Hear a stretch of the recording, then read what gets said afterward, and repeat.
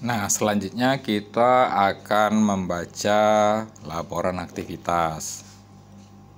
Nah, di sini kami menggunakan sampel dengan data real, data asli pada akun Pak Budi. Nah, jadi pertanyaan yang sering ditanyakan oleh teman-teman itu adalah kenapa kinerja kami masih nol padahal kami sudah setiap hari melakukan pelaporan aktivitas. Nanti kita akan jawab ya. Dasar dari perhitungan aktivitas. Nah, untuk melihat laporan aktivitas, kita klik tombol aktivitas kinerja. Nah, di sini kinerja. Secara default, sistem akan menampilkan laporan kinerja harian yang Bapak buat hari ini. Bapak Ibu buat hari ini ya.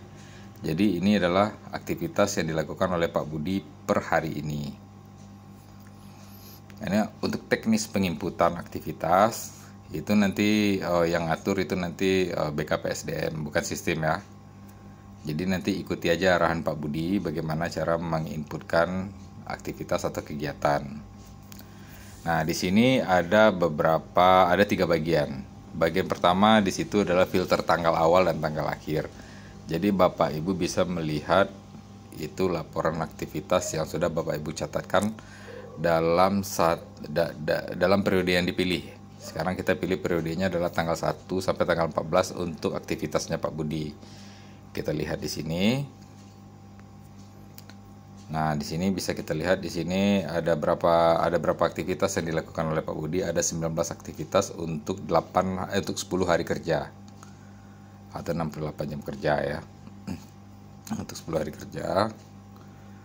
Nah, karena Pak Budi itu berada di shift A, maka dalam 1 minggu itu beliau mendapatkan hari kerja itu sebanyak 5 hari kerja. Nah, jadi jumlah pemenuhan hari kerjanya sudah 10 hari kerja dengan 68 jam kerja. Nah, jadi sekarang di sini kita akan jelaskan tabelnya. Di sini ada tabel nomor. Nomor ini akan menghitung jumlah aktivitas yang dicatatkan. Nah, bisa tadi itu ada 2 atau 3 aktivitas dalam 1 hari itu boleh, nggak apa-apa. Banyak pun juga nggak apa-apa. Nggak ada dibatasi berapa jumlah aktivitas yang mau dicatatkan per hari. Nah, terus di sini ada kolom tanggal. Artinya ini adalah tanggal penginputan aktivitas. Untuk tanggal 3 Maret di sini ada 2 aktivitas yang dicatatkan oleh Pak Budi. Nah, terus di sini untuk tanggal 4 Maret ada 1 aktivitas yang diakumulasikan ya dalam 1 kegiatan. Nah, terus di sini juga ada satuannya, ada jumlah satuan. Terus di sini ada tempat, ada penyelenggara. Nah, terus di sini ada keterangan. Nah, keterangan laporan aktivitas yang diterima dan dihitung sebagai penambah TPP itu adalah aktivitas yang valid. Aktivitas yang diajukan, aktivitas yang ditolak itu tidak dihitung oleh sistem. Nah, jadi mohon Bapak Ibu perhatikan betul keterangan di sini. Kalau seandainya aktivitas Bapak Ibu sudah buat, tapi tadi itu setelah bulan berakhir masih belum divalidasi, silahkan tadi itu hubungi atasan langsungnya untuk mempercepat validasinya. Atau tadi itu kalau seandainya butuh untuk ditolak, atau diedit, silahkan diedit dalam rentang waktu yang sudah diizinkan oleh BKPSDM. Nah, di sini waktu yang disetting itu adalah untuk 7 hari ya, 7 hari mundur. Jadi lewat dari 7 hari itu udah nggak bisa diedit, nggak bisa ditambah lagi aktivitasnya. Nah, terus cara menghitung aktivitasnya sebagai penambah TPP ya, penambah TPP. Jadi yang dihitung di sini ada perbedaan dari versi yang sebelumnya, versi lama. Kalau yang versi lama yang dihitung adalah ketepatan penyampaian laporan. Nah, itu tidak relevan lagi dengan sistem yang sudah berjalan real time. Jadi yang dihitung itu bukan lagi ketepatan penyampaian laporan karena sudah dipastikan Bapak Ibu akan tepat menyampaikan laporan sesuai dengan jam kerjanya, jam aktivitasnya. Jadi tidak ada laporan yang ditumpuk di akhir bulan. Jadi bisa jadi Bapak Ibu bisa pagi kerja, nanti malam isi aktivitasnya. Nah, atau tadi itu sambil istirahat juga bisa itu ngisi aktivitasnya. Yang penting masih dalam jam kerja. Nah, untuk jam sesi ya, bukan jam kerja maksudnya, jam sesi.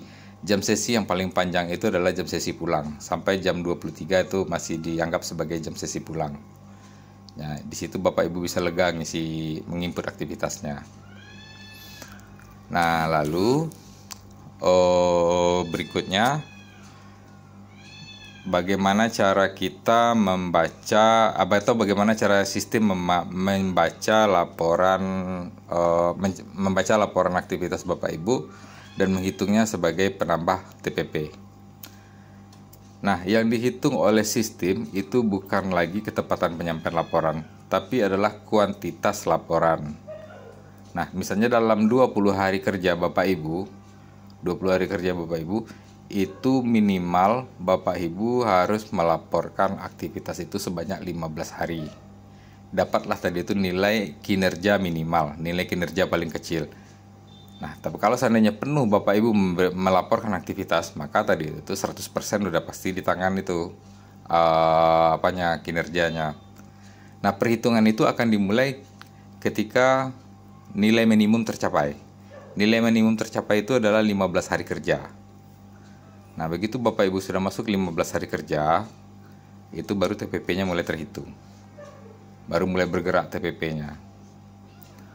Nah, ketika masuk ke 16 hari kerja, Bapak Ibu masih tetap menginputkan aktivitas, otomatis TPP-nya akan terus bertambah. Sampai tadi itu hutang pelaporan Bapak Ibu terhadap sistem itu bernilai 0. Nah, itu nanti akan dijelaskan nanti itu di form E. Akan kelihatan nanti itu di form E. Nah, jadi bisa dipahami ya Bapak Ibu ya. Jadi yang kita hitung sekarang itu bukan lagi ketepatan penyampaian laporan, tapi yang kita hitung sekarang itu adalah kuantitas laporan yang Bapak Ibu laporkan. Karena sudah dipastikan Bapak Ibu akan tepat menyampaikan laporan, tidak lagi bersifat akumulatif. Atau tadi itu sistem SKS, sistem kebut semalam. Nah, oke Bapak Ibu, mudah-mudahan ini bisa sedikit membantu dan mencerahkan terkait dengan kinerja. Nanti kita akan masuk lagi bagaimana cara membaca laporan TPP ya. Assalamualaikum warahmatullahi wabarakatuh.